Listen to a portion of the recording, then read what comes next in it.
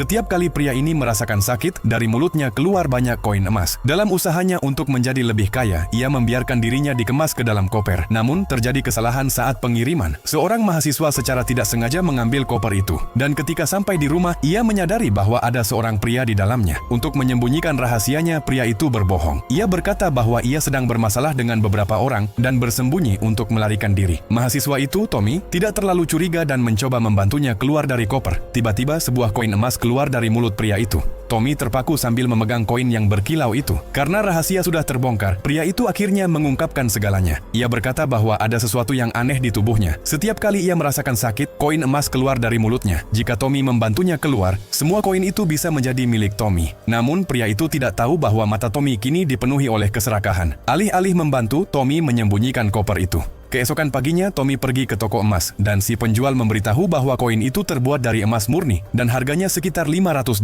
Mendengar itu, Tommy segera pulang dan membawa seorang temannya. Namun saat mereka sampai di rumah, mereka menemukan pacar Tommy ketakutan. Ia mengira Tommy telah membunuh seseorang karena ada jari-jari yang menyembul keluar dari koper. Tommy masuk dan melihat bahwa pria itu masih hidup. Pacarnya langsung mencoba membantu, dan saat ia menarik pria itu, satu lagi koin emas keluar dari mulutnya. Pacarnya tidak terlalu memperhatikan, tetapi teman Tommy kini benar-benar tenggelam dalam keserakahan. Ia menyeret koper itu dan melemparkannya ke bawah tangga. Koin-koin tersebar kemana-mana. Sekarang mata semua orang tertuju pada koin-koin itu. Mereka mulai menyiksa pria itu dengan berbagai cara agar lebih banyak koin keluar. Awalnya hanya untuk bayar sewa, lalu gaya hidup mereka mulai berubah. Karena keuntungan yang besar, mereka mulai bertindak kelewat batas. Bahkan mereka mulai memberikan sengatan listrik. Kondisi pria itu semakin memburuk, tapi ia tidak pernah memohon belas kasihan. Mungkin ia tahu bahwa waktunya tidak lama lagi. Suatu hari Tommy tiba-tiba merasa bersalah. Ia berkata bahwa semuanya sudah terlalu jauh dan mereka harus membiarkannya pergi. Tapi temannya dan pacarnya tidak setuju. Temannya menekan tombol untuk memberikan sengatan terakhir. Melihat itu, Tommy marah dan hendak menelepon polisi. Namun pacarnya merebut ponselnya dan menghancurkannya dengan palu.